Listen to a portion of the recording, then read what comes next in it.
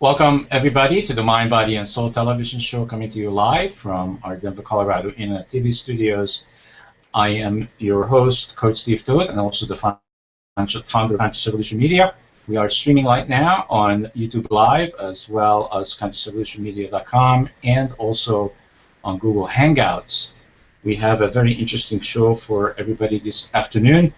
The theme of the show is You Are the One You Are Waiting For, if you were just wondering what you were waiting for. And our incredible guest this afternoon is Telsie Boese, and she is a healer and an inspirational human being. She goes around and inspires people on the planet. What a good job.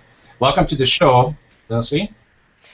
Thank you, Steve, and thank you for having me here. You're very welcome. And Telsie is actually joining us from Canada, and that's just another wonders of our 21st century. We can do internet television shows just about from anywhere as long as they have a good internet connection. So we are thankful for that. And so Telsie, if I took away the title healer, motivational human being, a friend, a colleague, a wife, maybe a mother, all the titles that people have called you ever, if I took them all away, what's left? Who is really Telsie Boese? Me. Would you like to expand? Would you like to expand on that? Oh, you want me to stretch it out? Okay. Who is me? Me is part of you. I'm a fractal person of this holographic universe. That's a big mouthful. Uh-huh. But I am a renegade, a seeker. I learn, I teach, I'm none of those things because I'm just me. Okay, got it. All right, so so let's continue. Let's continue with you have this website that's about the orb. Yes. What or who is the orb? Well, the orb is all of us. It's like I don't know why I wanted to name it the orb, except that the orb to me was everything. We're totally connected. We're not separated from anything. And that's one of the things I talk about a lot. And I also talk about healing the body. And that's when it started, after I started really healing my body. I can't do drugs, like pharmaceutical drugs. I can't take any of those because they make me sick. And found that out. It makes everybody sick. But I mean, my hair used to be long, and I had to cut it because it was falling out. And I wasn't taking chemotherapy or anything like that. So. So did you have cancer? No. What I had was osteoarthritis and osteoporosis in my knee, and about 3 years ago, it really got.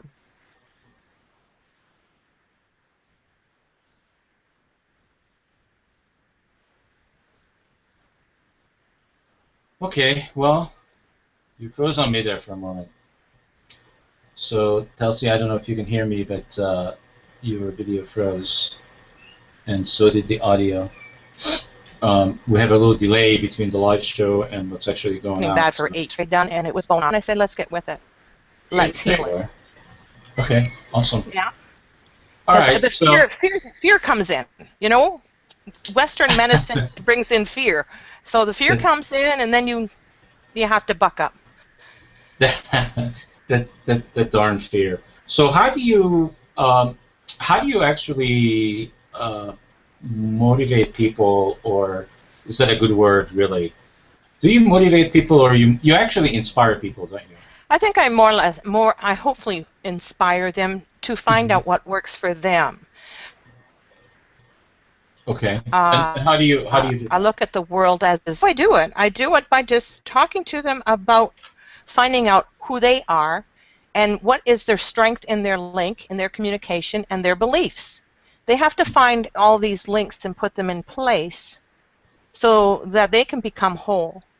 And if your belief, if your belief is a circle, and you happen to have a little crack in it where doubt comes in, that stops a lot of your action. So I don't And know. so This could be just language, but you said that they could become whole. So do you believe that they actually people are not whole already? no, they are whole. But Okay. if their belief is not whole, if their Okay. belief has a hole in it Okay, got it. or a Yeah, crack where doubt comes in, yeah. I just uh, wanted to make sure we were on the same frequency. So yeah, we yeah. are. Okay. Okay. So so yeah, that's pretty awesome, and that's really actually tells you what our network is all about. A network is all about. It's kind of interesting. The theme of the show is, and this is your title. You are the one you are waiting for. Our entire network is about helping people to come home, Hmm. and I know that you know what I mean by coming home. Hmm. Coming home is to the center of who you are, Yes, and exactly. not attempting to be um, like another, or you Hmm. admire somebody, you put somebody up on a pedestal, and you think, I want to be just like that. So you mimic their actions, and it's not the reaction you're going to get. You're not going to get the same thing. You know, if you put anybody on a pedestal and they do something really silly, you lose your belief and faith. You know, everything comes crumbling down in front of your eyes. I've learned that through my 70 years of life. So, Well, it feels like you learned it well. So what do you feel, or what is your experience in terms of what's the biggest obstacle that people have out there that prevents them from coming home, or the other way of saying it, recognizing that they are the one that they have been waiting for all along? I think one of the things is fear, putting yourself out there, stepping out on the edge of a branch or a limb, and thinking somebody's going to saw the tree limb off. You know, so I'm just thinking that that's some of that problem. Mhm. So Do fear. you feel that that has a lot to do with people putting too much value into what other people think of them? Exactly. They're worried about what other people are going to say. I know I was talking to my sister earlier, and she says, "Just be yourself." I says, "You know, when I be myself, I get in a lot of trouble." Are you being yourself? So she had a good chuckle about it. This is me. Yeah, yeah, This is truly me, I get and I that. can get into trouble Why? because I might say something that could get me into trouble, or somebody else doesn't like it, but that I don't care because I'm me, so it doesn't Uh-huh. bother me. You know. Okay, great. So what you're really saying is it is their responsibility to deal with whatever it is that they bumping up against, right? Exactly. Mhm. It's like And taking the it's bull by the horn and looking at it in the eyes, or taking yourself to the mirror and looking at yourself through your own eyes and finding the soul within you. When you scatter yourself and you run around attempting to do this and take this course and be that, you want healing, but you want somebody else to do the healing for you. I mean, I get so many requests for, they want me to do a healing, and I said, wait a minute, I'm a healer, but I'm not really a healer. Um, I'm more of I heal myself, and that's what I want you to learn. I want you and all the other yous out there to learn to go within and heal from within themselves and the power that they believe in, because there is another power with it. The external power of whatever God source, whatever faith you have, whatever else you have, as long as it doesn't cripple you. Because some things cripple you. Some things teach you this, and this, and if you don't follow that, you're going to fall off the cliff anyway. Basically. And I just say, no, be you, connect with the higher power within you, Mhm. and then discover all these wonderful things that you are, and heal your body. Heal the problems you have. I couldn't Yeah. hardly walk. I was walking with a cane, a lot of pain. That's when I took a lot of drugs, and that's when I found out they were killing me. And a doctor said to me, this is what he said. He said, I'm going to give you another script for your knee. I'm not going to give you another injection, but I don't want you to read the info about the allergies or side effects. He thought I was a hypochondriac Mhm. because I would take one or two or three pills and I'd toss them. I said, no, I'm not taking them. And then when I said, okay, and I stayed on them, and gradually over about 3 or 4 weeks or a few months, I didn't want to get out of bed. And I was in pain, but all I wanted to sleep. I couldn't hardly get up and make dinner. So then I thought, maybe I should read this package. And the very serious ones at the bottom. If you have one of these, I should have been in an emergency immediately. Right? Hello. Yeah, I know what you're referring to, and actually we have those every 8 minutes on commercial television, and the side effects are usually longer than the commercial itself, and it is the only industry that I know of where you can tell everybody everything about what could happen, what could go wrong, and people will still buy it. That is, like if I was trying to sell a car to you, and I would tell you first all the things that could go wrong if you buy the car, do you think people would buy it? I wouldn't. I want to have the guarantee that nothing will go wrong. Yeah, absolutely. But that's not how the pharmaceutical industry or their business process works. And why do you think they're getting away with it? It's fear. I bet 40 years ago, maybe more, after I had 3 children and had a few search medications and stuff like that, and I was on allergy shots, and I was walking around like a zombie. I didn't realize I wasn't supposed to be taking these things, and I made an appointment, saw my doctor, and I says, this is how it's going to be. I'm going to stop all my medication, and I'm not going to take the allergy shots. I'm not coming in for appointments. I'm not having that mammogram test ever again. And I'm not doing anything that I don't want to.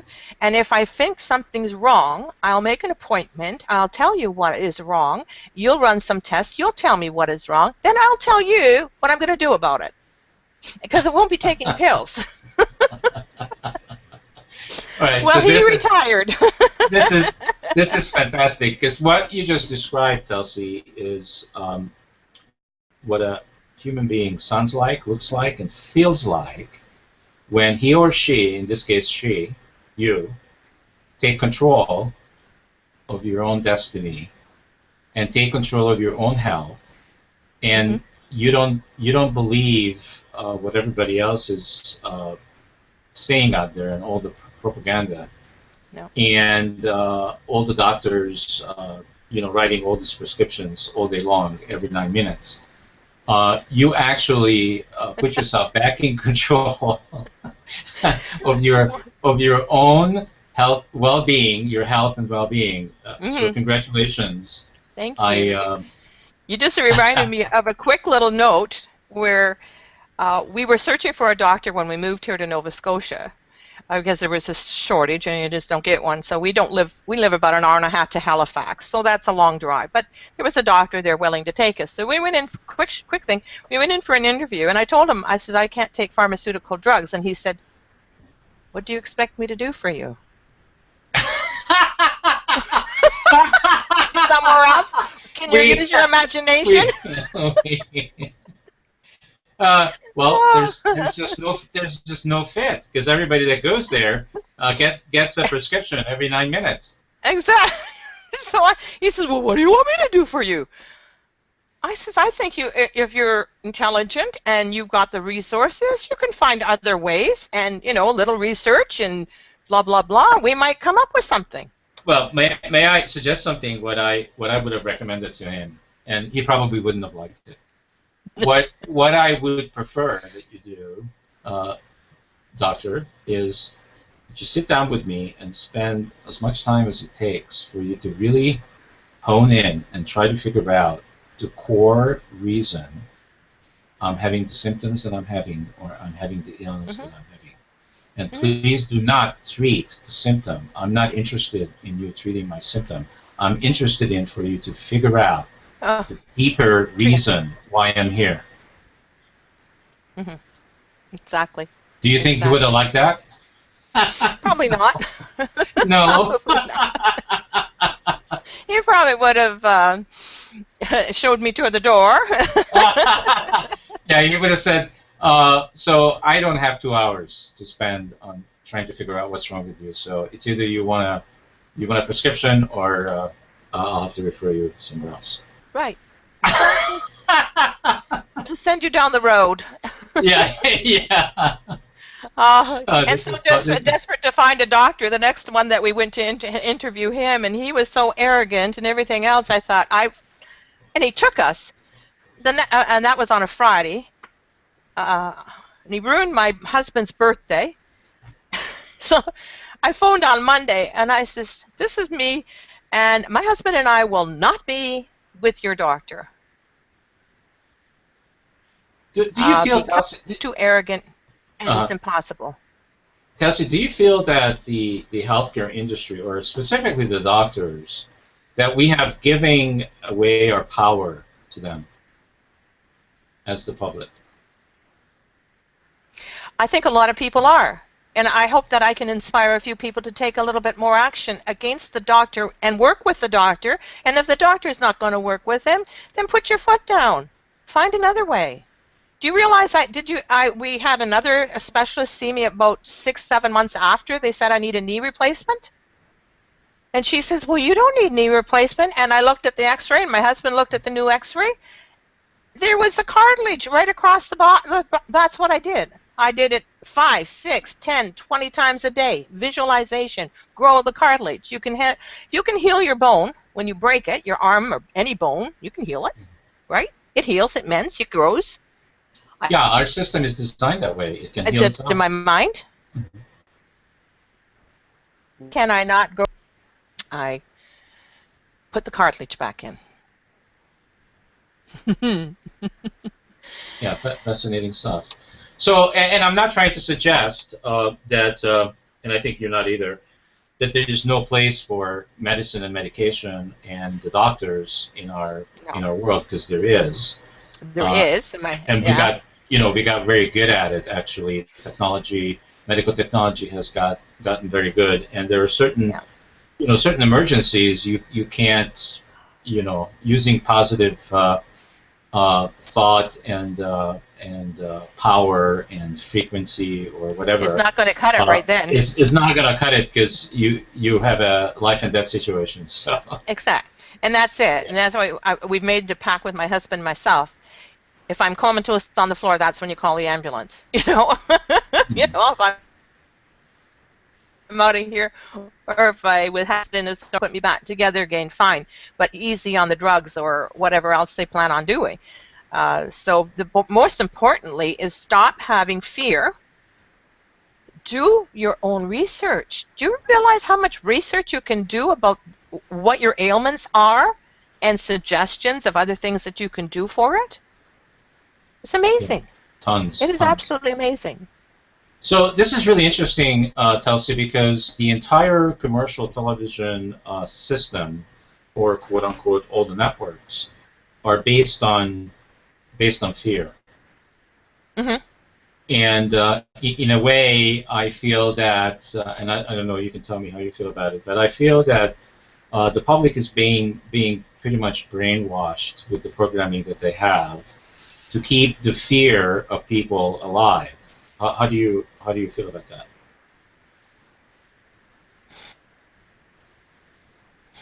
I think a lot, so you have to think about it. I feel that there are some very good doctors, wonderful. I've met them with my husband in Merge for him, because he had a heart problem just over a year ago, and he's on heavy heart medication on it. He's off the heart medication. He does his own healing work. He's been fantastic. He's been working like a Trojan again, where 2 or 3 years ago he was like doing nothing. So it's amazing what you can do, because now he's off of that and he's weaning himself off of other medications. Medications that you have to wean your way out of him, but that's what he's doing. So he knows, I know, a few people know, more people will know, and that's what I plan on. That's what the orb does. It gives my history of what I grew up on. I was born to a United Mennonite background. I went to different churches. I've had all of these things in my life. I've had the roller coaster ride, like everybody. And I also, in some of the teachings I put out, I asked him to think of a wheel of life. And as the wheel is turned, you have the highs, you have the okays, then you have the lows, and then okays, then the highs, and this keeps going on. But if you start putting yourself to the center of you, into the center of the wheel, that thing is hardly turning. You can still enjoy the highs, and you can just go poo-poo on the lows and dismiss the, anything in between. You have choices. You want to feel them, go ahead and feel them. If you don't, you have a choice. And if you find your center, that's what I'm talking about. You will find who you've been waiting for is you, not somebody else to tell you what to do. That's where I come into being a renegade. And how does someone know that they found themselves? How do they know that? What's the what's the proof that when you find that link, you will know. Just everything, it changes. Your persona changes. The way you think changes. The way you interact with people, and you'll be really excited to share it with others. Excuse me. Excuse me. You'll be so ready to share that experience, your ride, your journey, but don't attempt to make your journey somebody else's, and don't make the one you're looking for following me, because if anybody, and they used to do this, well, I would do something really crazy to knock the feet from underneath them, because I had services, I've had this in my life for a long time, so this alternative healing, and I just got scared when I moved here. And then they started talking knee replacement and all this stuff. Well, I got really, for it. I was almost falling for it. And I cried for 2 weeks. And then I said, no, stop. Get back to your meditation. Get back to who you are. Get back to calling in the energy and working with that energy to heal your body. Use your mind. And somebody, when I say that to some people, they'll say, oh, mind over matter. And I said, no, it's not mind over matter.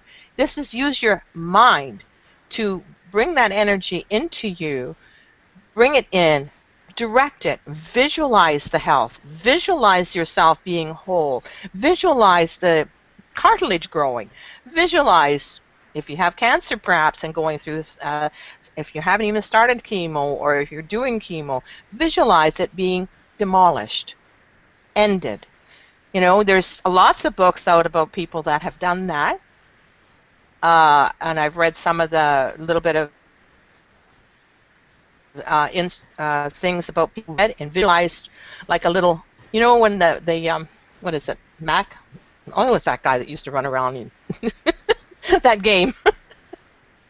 It would eat things, and just this little thing running around your body eating only the cancer cells. Mm-hmm. Make a game out of it. Have some fun.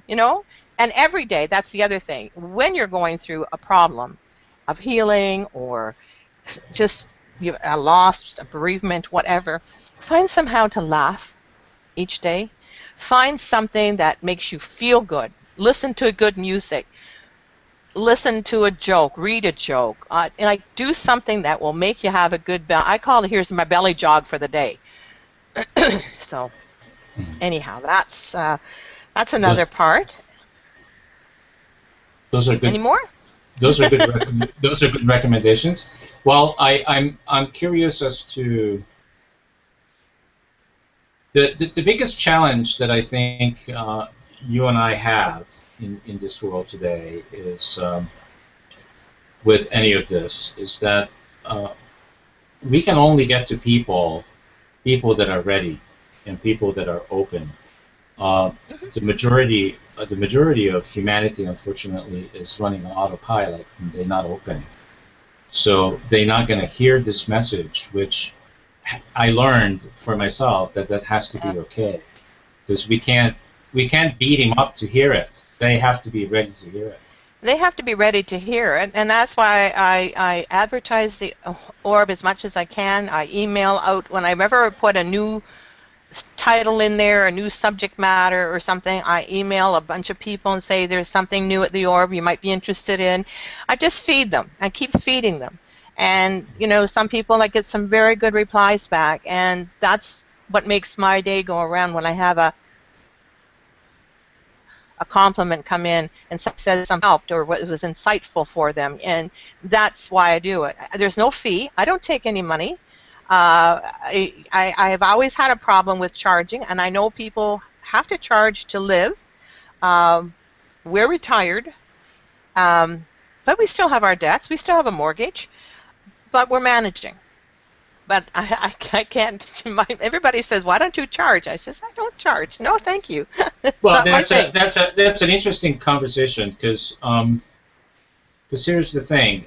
That depends. I mean, if and this takes me to sustainability.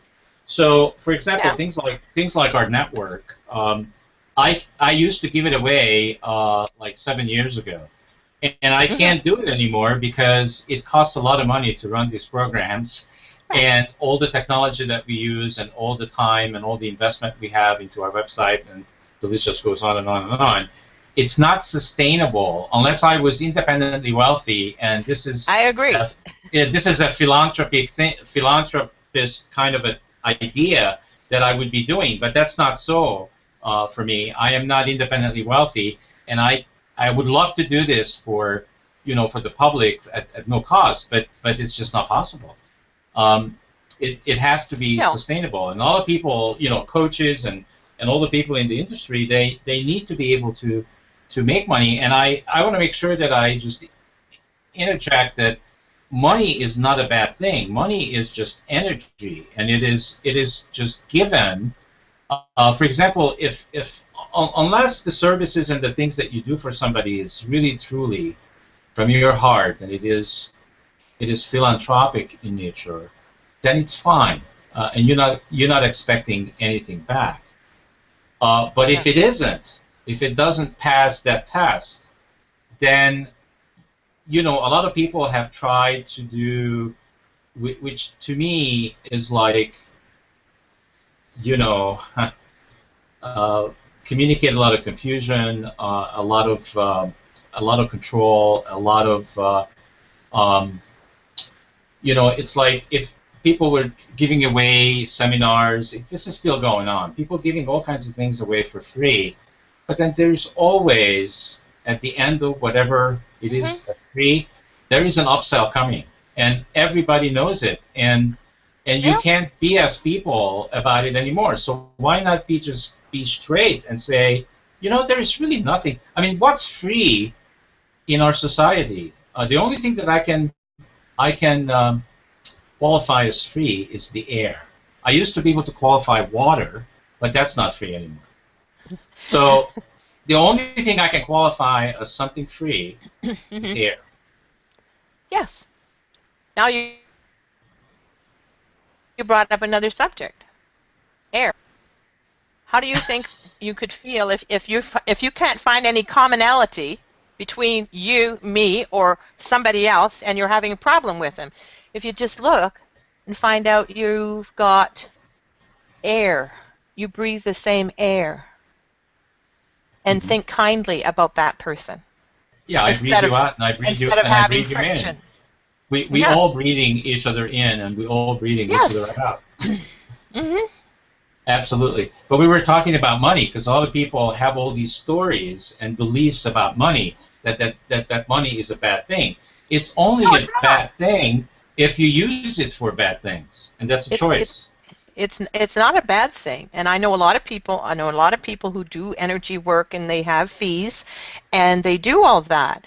And I used to work for, and I used to charge for my work too, a long time ago. And one of the things I would have with my first consult is that to heal. And they look at me with this funny look, and I said, "No, are you willing to allow yourself to heal?" And they'd still be stunned, and I says, "Well, I'm going to give you 3 sessions, and if I don't see any improvement, then either you're not willing to make some adjustments, or I'm not the right person to work for you. Because I couldn't see myself working with somebody forever and ever and ever and not getting anywhere. Very good point.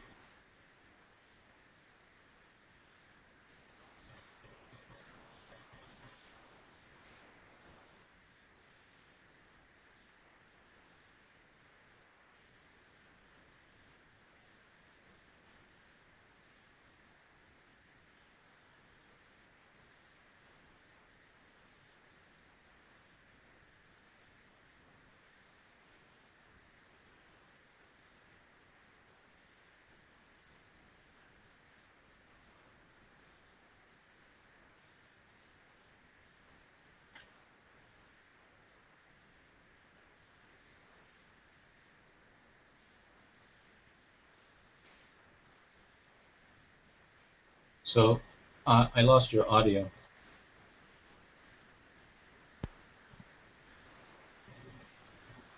Am I back? Yeah, you're back. Okay, so what all did we miss? Did you mute me or something? No, this headset today has been beeping all the time.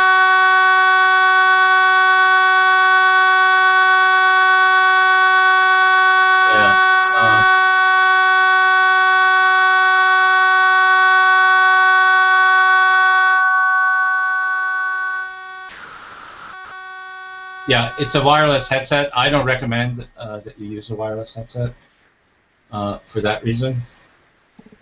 It interferes with other things that are in the air, since we're talking about air.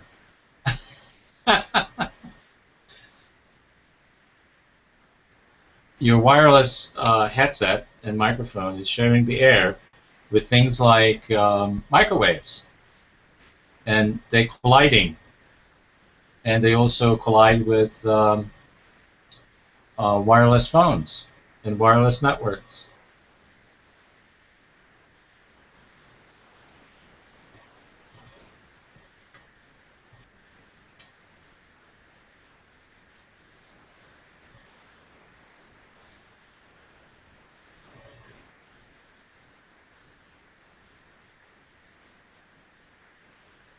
Okay, so I have your video, Telsie, but I lost your audio. Can you actually hear me?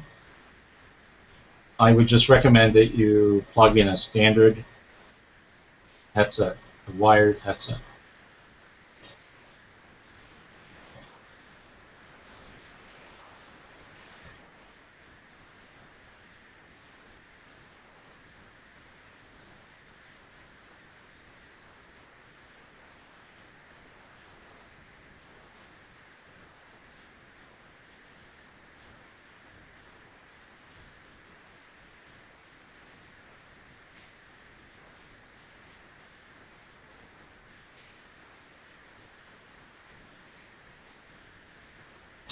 Okay, so Telsie, we can't really troubleshoot this show on the air. It is just not something that we do. Use one of these. If you don't have one of these, then we'll reschedule and we'll do another show at a later time. Because I just don't do technical fixing on the show. It just doesn't work.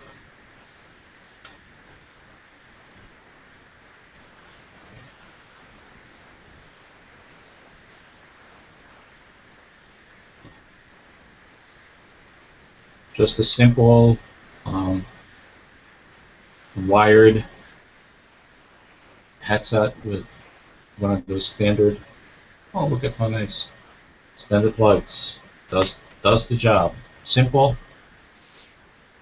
And simplicity is what I'm all about. That's one of my essences.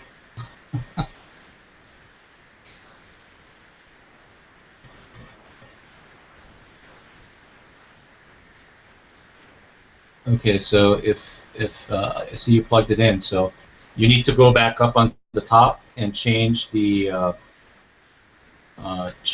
settings, because now you got off of a USB headset, which we don't recommend using,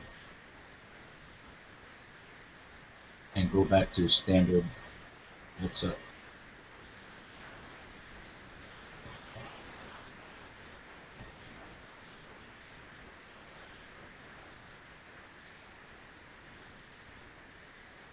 And talking to me isn't going to do you any good because I can't hear you. So if you can hear me, do this with your head. Okay, so you need to take your cursor, put it up in the middle of the studio. There'll be several icons revealed. The second one from the right looks like a nut. It's your settings. Click your settings and change your microphone and speakers back to standard from your, because I'm sure it was set up for USB. And now you're back on USB, and that's not going to do you any good. So, all right. So since we're not making any progress, I know that my assistant is watching and listening. Nan, we're going to do a reschedule of the show, so I'm going to stop because this is this just doesn't make sense to continue. So I'm so sorry, but I'll save the show and we'll use as much of it as we can, which is probably 35 minutes. So then we'll be in touch with you. Thank you so much. See you guys. Next week on the next edition of Mind, Body, and Soul TV, and we will reschedule Telsie and do another interview. Thank you so much.